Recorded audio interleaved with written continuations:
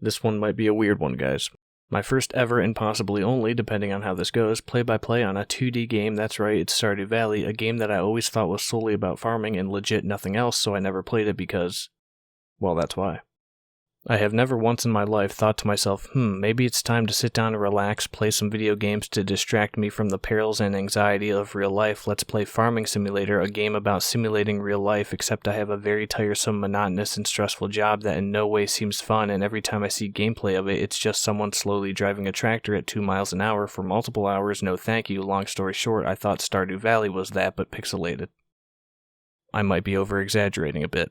But then everything changed when the 1.5 update released and hashtag Stardew Valley was trending on Twitter, so it caught my attention, and out of complete boredom I decided to check out the patch notes, and lo and behold, they added fish tanks as a house decoration, which immediately prompted IRL me to scream out loud. Whoa. You can fish in this game. That was me screaming, could you tell? That's a joke because I have a monotone voice, you get it, thanks. This video's comedy value has peaked, it's not going to get better than that, fair warning. Oh yeah, I forgot my intro, let me just throw it in here real quick. This spot's as good as any. Welcome back to Not Just Jared, but today it is just me, no friends this time, yada yada yada, intro is done. Anyways, I love fishing in games, but not fishing in real life or any outside activity in real life for that matter, so I bought this game. That's the story behind this video. Can I make intros any longer? I definitely can. Don't challenge me. Let the play-by-play begin. We're not going to spend too much time here. This is where I created my character, which has probably been playing throughout most of the intro anyways. I spent way too long trying to pick out a shirt, but that's about the only exciting thing that happened here. I went with shirt 47, which is the purple shirt. This is definitely a detail you needed to know.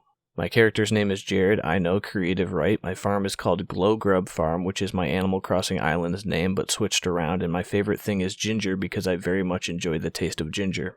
Now I had to look up what favorite thing meant before I typed in my answer because favorite thing is super vague, like what's this going to be used for? I highly recommend the devs change this to favorite food, and it confuses me as to why it isn't that because basically when you eat a certain fruit in this game there's a pop-up that says something like, yum, this is so good, it tastes just like your favorite thing, which in my case would be ginger. I just imagine a 7-year-old girl playing this and under favorite thing she puts something like my cat Whiskers only to then a week later get an in-game message that says yum, this tastes just like my cat Whiskers and immediately burst into tears. Just imagining that scenario had me laughing for so long. Anyways, time for plot. Granddad is dying. This is his house. That's not what crosses are shaped like. He gives me an envelope and tells me that one day I'll feel crushed by the burden of modern life, and when I do open this envelope, if this were real life, there would be no more envelopes left in the world. I would have opened them all. Hashtag sadness. Also, are we just not going to talk about this random green apple-shaped man over here? Like, what even?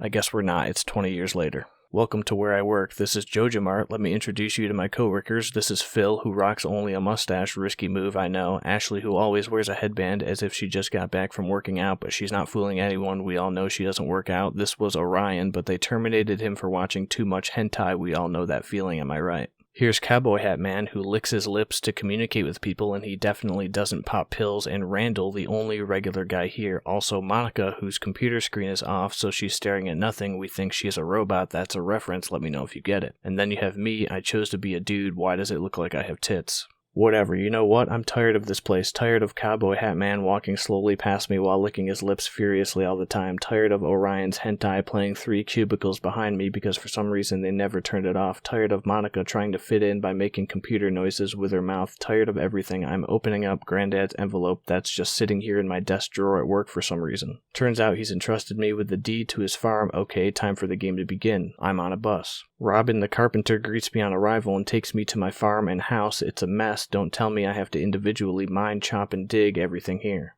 I meet Lewis, who was a friend of Granddad, literally all you need to know, and boom, just like that, it's the next day. I wake up, grab a brush, and put a little makeup, hide the scars to fade away the shakeup, but my keys aren't on the table, so this song is over. Wow, that was stupid. Say goodbye to my text at the bottom for a second so I can show you the toolbar, which will be mostly hidden throughout this video because I need my subtitles. It's my brand. We've got an axe. Cool. We've got a hoe. That's weird. I thought we left Ashley back at Jojamar. What's she doing here? LOL. Shots fired at an NPC in a video game. I'm ruthless. We've got a watering can, a pickaxe, a scythe, and 15 parsnip seeds from Lewis to start our farming. Yay, what do we do now? Turns out you do have to individually get rid of everything here, so I spend the next 10 minutes cleaning up the area near my house, only to then realize there's about 8 times the land that I had no idea existed that I also have to clean up. Then I found a big pond and remembered that the reason I downloaded this game was to fish, so I decided to skip this BS for now, go to sleep because there's an energy meter in this game, wake up in the morning, and begin my quest to get a fishing rod. I do just that, and apparently I mined enough yesterday to level up. I got a crafting recipe for a bomb. I just became a member of this town, and they're giving me permission to craft bombs on my second day here. That sounds like not a good plan. Realizing I can decorate my house, I decide to move my plant right next to the fireplace to see how much realism exists in this game. Can I burn down my house? That's the question. Here we go into town to see if I can find a fishing rod, let the quest begin, but first I found a town calendar that shows villager birthdays, something called an egg festival, which I'd assume is this game's version of Easter, and another event called the flower dance, and this was the moment I realized this game might have more depth than I expected. The first person I meet on this sunny day in this quaint and cozy town of Stardew Valley is a super douchebag named Shane who just tells me to go away.